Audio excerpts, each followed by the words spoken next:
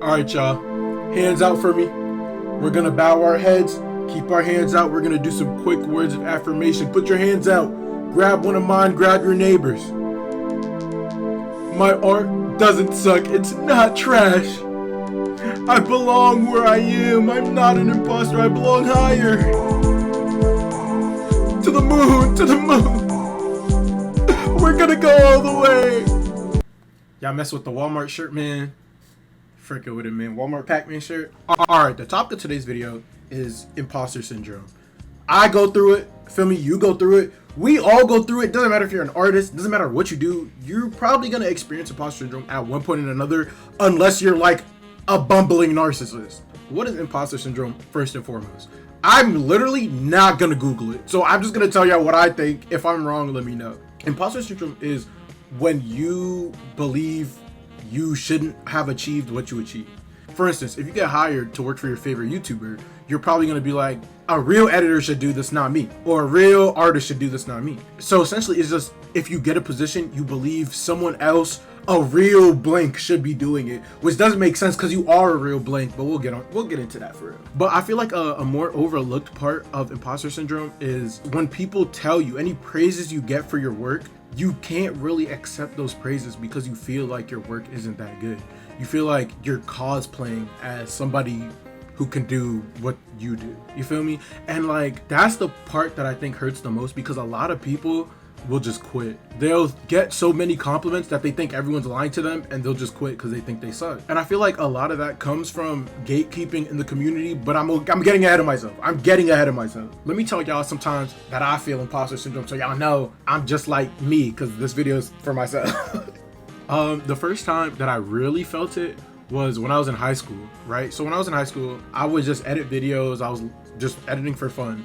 And one day I edited something that kind of pertained to the school. Now, this video ended up getting in the hands of teachers and faculty or whatever. So they liked the video so much, they put it up on like the little TVs in the front office.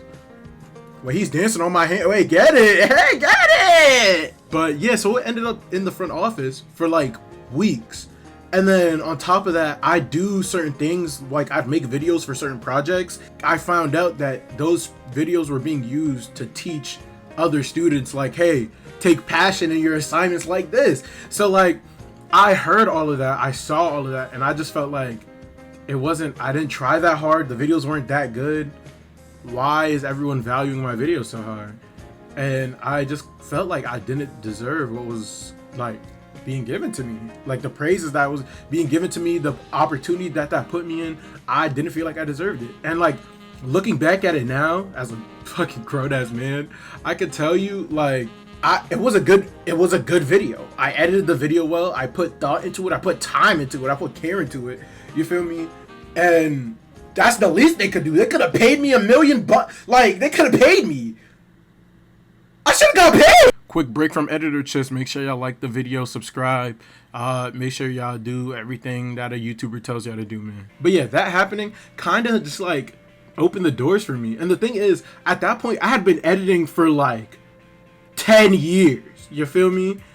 And I'm not Unk. I've just been editing for a really long time. Hold up. I'm not Unk at all. But yeah, so imposter syndrome kind of comes no matter what you do, and it'll literally never go away, and it sucks. But there's definitely a way to go about remedying the imposter syndrome that you're feeling. I know it might sound crazy to say, but the best way to get over imposter syndrome is just to think you're better than everyone else. Realistically, there's no position that you don't belong in. It's pretty easy to get rid of when you think you're better than everyone else. You just have to not let that change you as a person, right? Because I think my art is better than like a whole bunch of people's art, but that doesn't mean I think they're bad. We can both be good. I can just think I'm better. I feel like that's the only way you could really go about getting rid of all your self-doubts in a semi-healthy way. Because if you think other people are better than you, you're going to be putting yourself down, and it's better to put yourself up than down. So you might as well take my route. Like, I don't know. A big reason why I think everyone goes through this I'm not as good phase is because the amount of gatekeeping in every single niche is crazy. All right, let me know if this sounds familiar to you. You hop in a new niche, Go on YouTube and start looking for tutorials to get started. You look up hours of tutorials, follow each one step by step, making what they want you to make, just for what you make to look or sound nothing like what they just made. You start going through comments, you find out they're leaving out steps 7 through 9. You put those in, they still not working. Someone else, their steps 12 through 13. It's like, I'm not sure if the gatekeep is intentional or not, but the way that it is right now, it just feels like as a newcomer to the niche, there's so many things that people just aren't telling you that you just eventually end up learning, and you start to see yourself as the person who's watching the tutorial that's leaving out information is not as good as theirs, so you just start thinking you're not as good as anyone else who knows. In the beginning, they were gatekeeping, you didn't know, and it's just like, why do people move like that, bro? Like, don't get me started, bro. Like, I don't know if I still have it. If I do, it'll be on screen right now.